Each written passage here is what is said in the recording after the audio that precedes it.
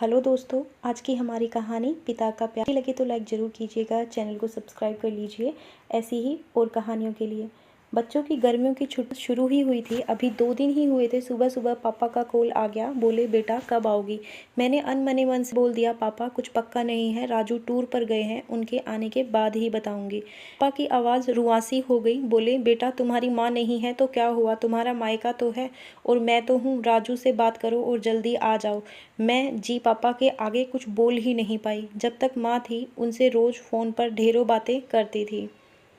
साल में एक बार गर्मी की छुट्टियों में मैं पूरे 10 दिन के लिए मायके जाती थी। वो सुख किसी जन्नत से कम नहीं होता था। बच्चों से ज़्यादा मुझे गर्मी की छुट्टियों का इंतजार था। पर जब से माँ गई मायके जाने का मन ही नहीं करता। ऐसा लगता है जैसे मेरा मायका ही ख़त्म हो गया।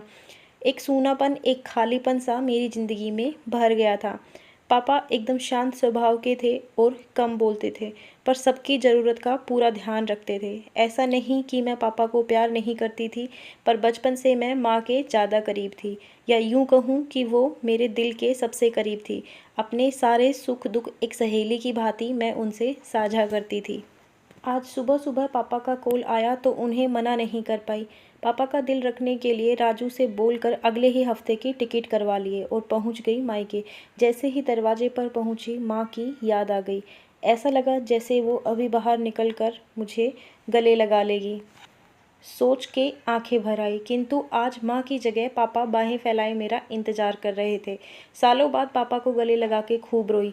पापा अपने आंसू छुपाते हुए प्यार से मेरे सिर पर हाथ फेरा तो दिल थोड़ा हल्का हो गया। बहुत दिन बाद पापा को देखा, कमज़ोर लग रहे थे। वैसे तो भाई भाभी और पापा सभी मेरा बहुत ध्यान रख रहे थे। बच्चे तो अपने खेल और मस्ती में व्यस्त हो गए थे, पर ना जाने क्यों मेरी नज़रें हर पल जैसे माँ को ही ढूंढती थी। आज भी पापा पहले की तरह रोज़ खाने के बाद मेरी पसंदीदा मटका कुल्फ़ी लाना नहीं भूलते थे। भाई भी बच्चों को कभी पार्क, कभी चिड़ियाघर तो कभी बाजार घुमाने ले जाता था। भाभी भी रोज़ मुझसे पूछकर मेरी पसंद का खाना बनाती। सब कुछ पहले की तरह ही था, बस माँ ही नहीं थी। इस बार मायके में मेरा दिल नहीं लग रहा था। माँ की कमी मुझे बहुत खल रही थी। राजू को कॉल करके मैंने 2 दिन बाद का टिकट करवा लिया। सबने मुझे रोकने की बहुत कोशिश की, पर मैं नहीं मानी। देखते ही देखते मेरे जाने का समय आ गया। आज शाम की ट्रेन से मेरी घर वापसी थी। मैंने सामान पैक करके रख लिया था, बस पापा का इंतज़ार कर रही थी। पापा ना जाने सुबह से बिना बताए कहाँ चले गए थे। उनका मोबाइल भी नहीं लग रहा था। मन घबरा रहा था, बिना बताए आखिर गए कहाँ। इधर मेरी ट्रेन का समय भी होता जा रहा था। समझ नहीं आ रहा था कि क्या करूं। तभी पापा का कॉल आया। बोले गुड़िया तुम लोग स्टेशन पहुंच जाओ, मैं सीधे वहीं पहुंच रहा हूं। हम लोग स्टेशन पहुंच गए। ट्रेन सही समय पर थी। पापा स्टेशन पर हमारा इंतज़ार कर रहे थे। उनके हाथ में एक बॉक्स था। उन्होंने मुझे देते हुए गले लगाया और बोले इसे ही लेने गया था, इसीलिए देर हो गई, संभाल के रखो। मैंने आश्चर्यचकित होते हुए पूछा इसमें क्या है। पापा की आंखें भर आई। अपने आंसू पोंछते हुए बोले तुम्हारी माँ का प्यार। कुछ समझते तभी ट्रेन आ गई। हमें ट्रेन में बैठा के पापा और भाई ने विदा कर दिया। मेरी नज़रों से ओझल होने तक पापा वहीं खड़े हाथ हिलाते रहे। मैं भी एक टक ना जाने कब तक बाहर खिड़की से उन लोगों को निहारती रही। तभी बेटे ने आवाज़ दी और मेरे हाथों में एक चिट्ठी थमाते हुए कहा मम्मी नाना जी ने ये आपके लिए दिया है।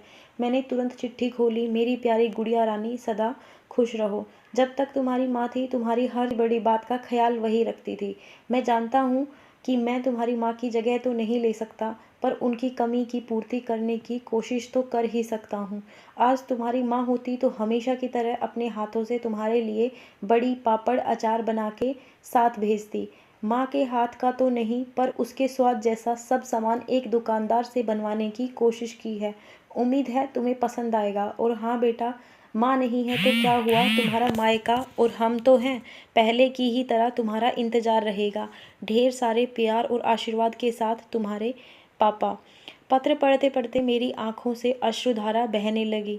सहसा मेरे मुंह से निकला आई लव यू पापा। बात छोटी सी थी पर उसमें अथाह प्यार समाहित था।